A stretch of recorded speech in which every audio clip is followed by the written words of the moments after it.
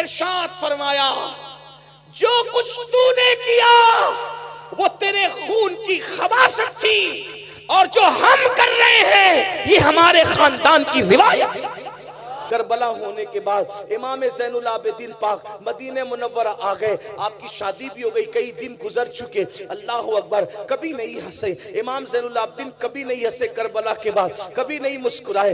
वो खुशी खुशी बता रहा था कि आप लोगों का दुश्मन, आप लोगों का कातिल, आपके घरों को उजाड़ने वाला मदीने आया तो मदीने मुनव्वरा में जलील हो रहा है। ना कोई घर दे रहा है, ना कोई खाना दे रहा है, ना कोई पानी दे रहा है। मेरे इमाम ज़ैनुल आबिदीन सैयद सज्जाद मज़लूम करबला सैयदुल आबिदीन ज़ैनुल आबिदीन अबुल अइम्मा सैयदना इमामुल मुहद्दिसीन इमाम ज़ैनुल आबिदीन ने फरमाया, वो कहाँ है, उसको बुलाओ, उसको बुला के ला।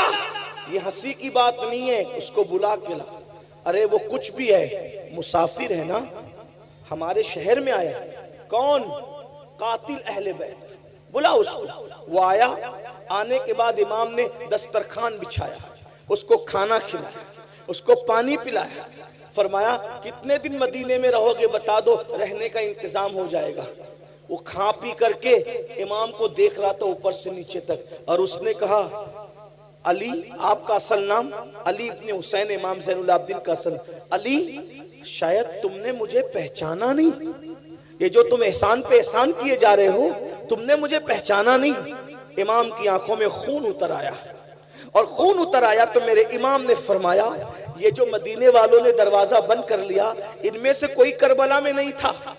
जो करबला में नहीं थे उन्होंने तुझे पहचान लिया, मैं तो करबला में मौजूद था। तू वही है ना, तेरे ही कहने से मेरी फूफियों के और बहनों के दुपट्टे छीने गए थे। तू वही है ना, तेरे कहने से मेरे गले में तोप डाला गया था, मेरी पीठ पर ताशियाने मारे गए थे। तू वही है ना, तेरे कहने से मेरे भाई अली असगर के हलक में तीर चलाया गया था।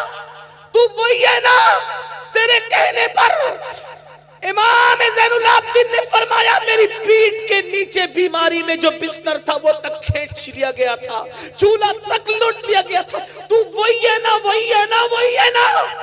उसने कहा, मैं तो वही हूं। कहा, जिन्होंने नहीं देखा उन्होंने पहचाना, मैंने तो तुझे देखा था, तेरे जुल्म सहे थे। कहा, फिर इमाम, जब आपने मुझे पहचान लिया तो फिर ये एहसान किस लिए कर रहे हैं? इरशाद फरमाया, जो कुछ तूने किया वो तेरे खून की खबासत थी, और जो हम कर रहे हैं ये हमारे खानदान की रिवायत।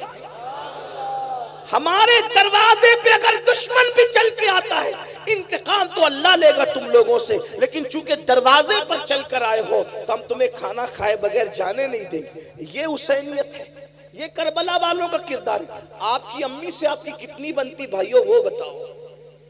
इमाम ज़ैनुल आबिदीन अपने बाबा को दुख देने वाले और अहलुल बैत पे जुल्म करने वाले जालिम को भी चौखट पे बुला के खाना खिला रहे, कहते हैं अल्लाह इंतकाम लेगा। आप बताओ, वहां दुश्मन के साथ ये सलूक है, ये इमाम हुसैन की तरबियत है। आज आप तो अपनी अम्मी की कभी एहतराम नहीं करते, आप अपने अब्बू का एहतराम नहीं करते। नाच खानी करने वाले को 10-10 की, 20-20 की, 100-100, 500-500 की नोट लाके देते हो, मुकर्रिर को लाके देते हो, पीर साहब को लाके देते हो। क्या ऐसे खुशदिली के साथ अपने माँ बाप को भी लाके देते हो? कौन सी हुसैनियत पर हम अमल कर रहे हैं? माँ बाप दवा के लिए तरस रहे, उनको कहते हो डोकरी डोकरा, बुड्ढी बुड्ढा, हम तुम्हें कितना पाले, कितनी परवरिश करें, क्या सब कुछ कमा के तुम्हें पे खर्चा कर दे? माँ बाप की बद्दुआ लेते हो और यहाँ लाके नजराना देते हो। मैं सच्ची बात कहने वाला आदमी हूँ, एक बात याद रखना, माँ बाप की बद्दुआ लोगे, किसी की दुआ तुम्हें कभी तरक्की नहीं दिला सकती। ये बात मैं हक कह जा रहा हूँ, इंशाअल्लाह ये हमारे मखदूम साहब के शहजादे मेरी तायद करेंगे।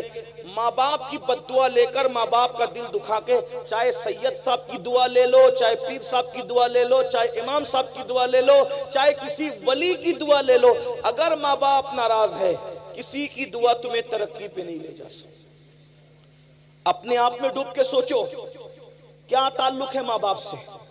माँ बाप बीमार पड़ते हैं तो मुंह छुपाते फिरते हो कि दवा खाने का बिल ना भरना पड़े। बीवी के लिए कपड़ा लाना है तो 4-4 हजार का ड्रेस लाएंगे, और माँ बाप के लिए 500 रुपए का। अरे बुढ़ा बुढ़ी को क्या जरूरत है, उनको थोड़ी कोई जवानी आ रही है। क्यों भाइयों, बुढ़ों को दिल नहीं होता?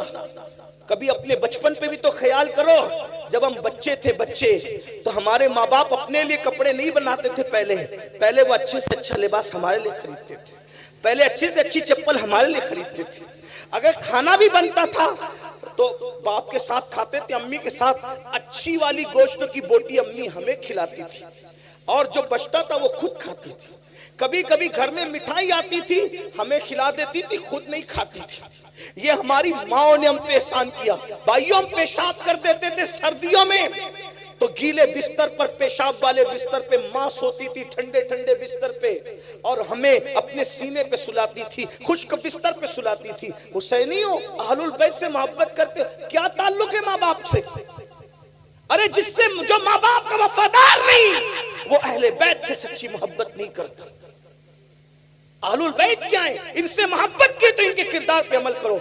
इमाम हसन ने, तवज्जो कर, टाइम अब खत्म होता है लेकिन सुन ले, इमाम हसन ने पूरी जिंदगी, इसी बात पूरी कर रहा हूं, इमाम हसन ने अपनी पूरी जिंदगी में अपनी अम्मी सैयदा फातिमतुज ज़हरा के साथ एक बर्तन में बैठ के खाना नहीं खाया।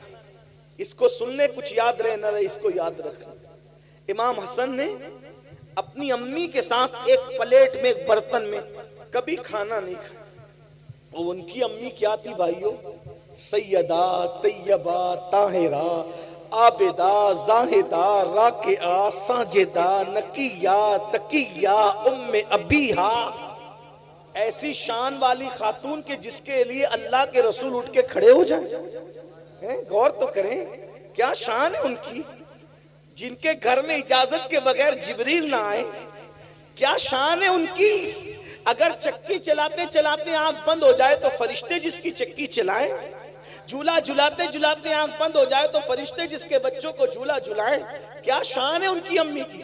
अरे भाइयों, नेकों के साथ खाने की तो बड़ी फजीलत है, लेकिन इमाम हसन ने कभी अम्मी के साथ खाना यानी एक प्लेट में नहीं खाया। किसी ने कहा, हसन तुम्हारी अम्मी तो बड़ी नेक थी, नेकों के साथ खाने की भी एक फजीलत है, तुमने माँ के साथ खाना क्यों नहीं खाया? तो इमाम हसन कहते हैं, गुस्ताखी ना हो जाए, गुस्ताखी से बचने के लिए मैंने माँ के साथ खाना नहीं खाया। मतलब क्या गुस्ताखी?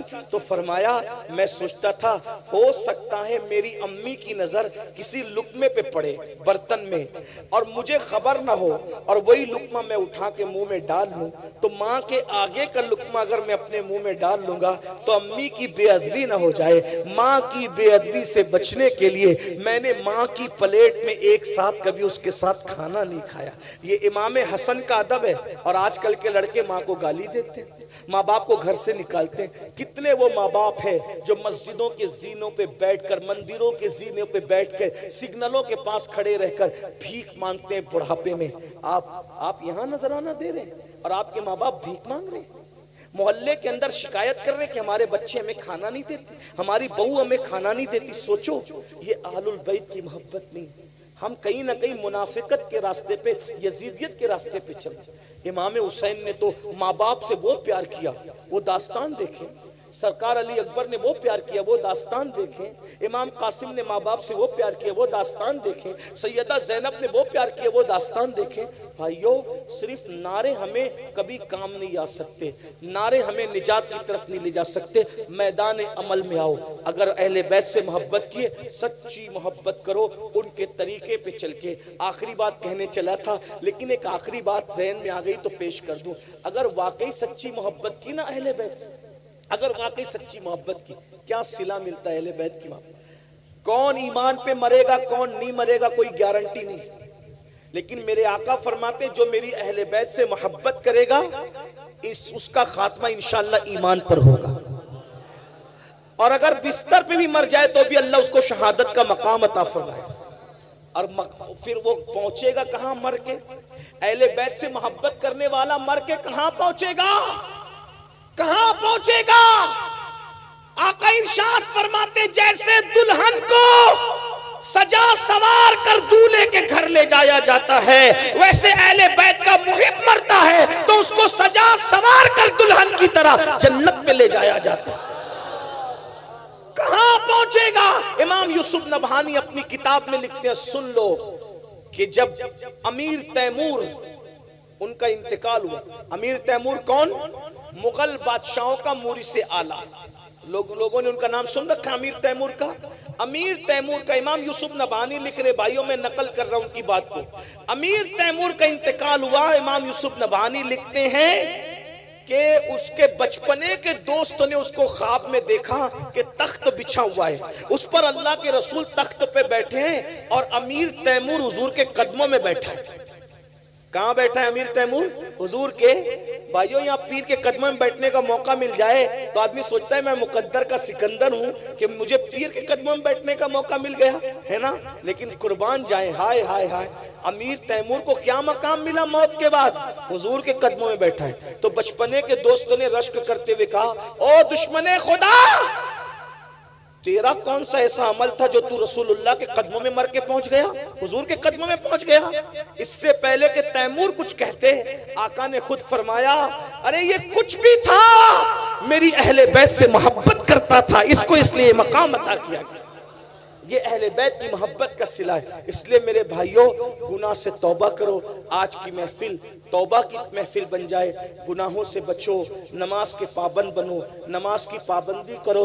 इसलिए कि इमाम हुसैन जब बेनमाजी यजीद से नफरत कर सकते हैं, हम नमाज नहीं पढ़ेंगे तो हमसे भी नफरत कर सकते हैं, हम शराब पिएंगे तो हमसे भी नफरत कर सकते हैं। इसलिए सच्ची तौबा करो, इमाम हुसैन को खुश करो, उनके नाना को खुश करो, उनके रब को खुश करो, राजी करो, अपनी जिंदगी को बदलो, तब्दील करो। और खास तौर पे अपने बच्चों को इल्म दीन सिखाते हो, सिखाओ, साथ ही साथ दुनियावी उलूम भी उनको सिखाओ, उनको एजुकेशन दो।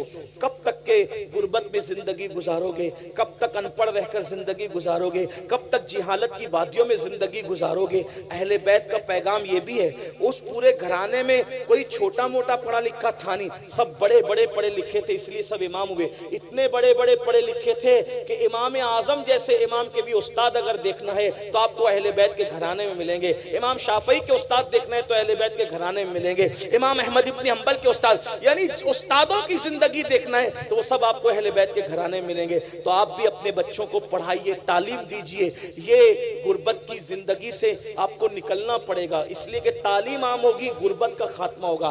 तालीम आम होगी, अच्छी सोच आम होगी। तालीम आम होगी, जराइम का खात्मा होगा, करप्शन का खात्मा होगा। ये मत सोचो कि हमारे बच्चों को हम क्यों पढ़ाएं, बच्चों को पढ़ाएंगे तो नौकरी नहीं लगती। मेरे भाइयों, हम नौकरी के लिए बच्चों को नहीं पढ़ाते, हम अच्छा इंसान बनाने के लिए अपने बच्चों को पढ़ाते हैं। इसलिए अपने बच्चों को पढ़ाइए। और एक बात आपसे कहता हूं, ये बुरा मत मानना, जितनी रकम आप जलसों पे खर्च करते हैं, जलसों के खर्चे कम करके उतनी रकम आप तालीम के नाम पे खर्चा कीजिए। इसलिए कि तालीम जरूरी है। पहली आयत जो आई है वो तालीम के हुक्म पर आई है, इक़रा बिस्मि रब्बिकल लज़ी। आप उलमा से सुनते रहते हैं, अपने बच्चों को एसएससी पढ़ा के, यानी 10वीं 12वीं पढ़ा के ड्रॉप आउट मत करो, निकाल मत लो, बल्कि उनको आला से आला तालीम दो।